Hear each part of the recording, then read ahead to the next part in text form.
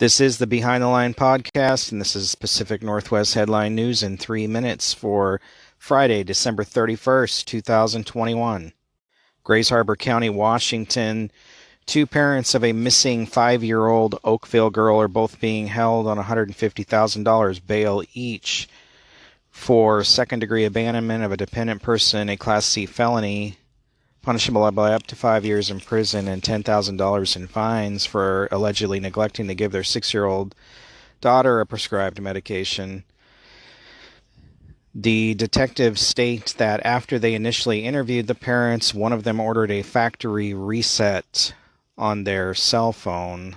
They believe there's foul play involved with the missing girl. Wahkiakum County, Washington School District has filed suit against the state of Washington for failing to ensure all students learn in safe and modern school buildings. This is falling back on the McCleary case from years ago that set out property taxes to fund schools, but stopped short of changing the funding system for building construction and improvements. After two of California's most driest years on record, a stormy December blanketed the severe Nevadas with heavy snow, giving a major boost to the state's water supplies. The state's mountain snowpack now stands at 160% of average for this time of the year, officials said Thursday.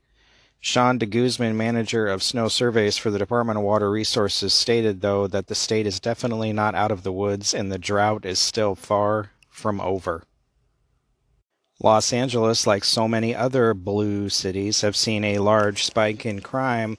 The LA Times recently wrote an opinion editorial, "Let's be honest and smart about the increase of homicides in LA. We won't solve the problem of rising homicide rates without knowing its cause, yet some in law enforcement and elected office and elsewhere blame the increase in homicide as they blame all crime on criminal justice reform measures in California, which are not the case, they believe." Well, I think there's a pretty clear connection to the stupid laws that Democrats are passing and the rising crime rates. The Bingham County, Idaho Sheriff, who I reported on earlier, that attacked a group of teenagers from a church, will be allowed to keep his job per a judge's orders until after his court hearings have proceeded. He will have to surrender his guns. Happy New Year, folks. Be safe out there. Thanks for listening this year. For more, visit BehindTheLinePodcast.com. I appreciate you being here. Be safe.